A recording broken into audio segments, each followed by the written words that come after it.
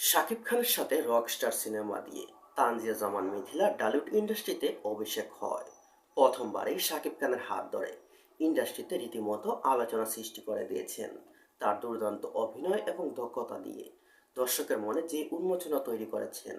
আজকে শাকিব খানের সাথে তিনি হলেন রকস্টার সিনেমা দেখার জন্য গিয়েছিলেন। সেখানে ভক্তদের ভালোবাসা এবং চিৎকার শুনে তিনি রীতিমতো অবাক হয়ে গেলেন। তিনি তার সামাজিক যোগাযোগ মাধ্যম ফেসবুকে একটি বার্তা শেয়ার করেন। সেখানে তিনি লিখেছেন, এখনো বিশ্বাস করতে পারছি না, এটা ছিল আমার প্রথম বাংলা সিনেমার প্রথম সিন।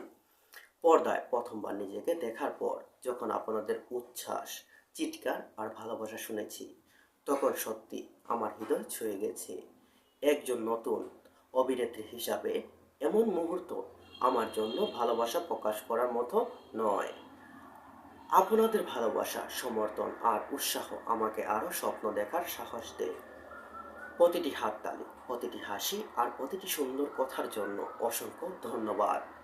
আপনারাই এই মুহূর্তটাকে আমার জীবনের সবথেকে সুন্দর এবং স্মৃতিগুলোর একটি করে তুলেছেন। তাই আমি সবার কাছে আন্তরিকভাবে কৃতজ্ঞ।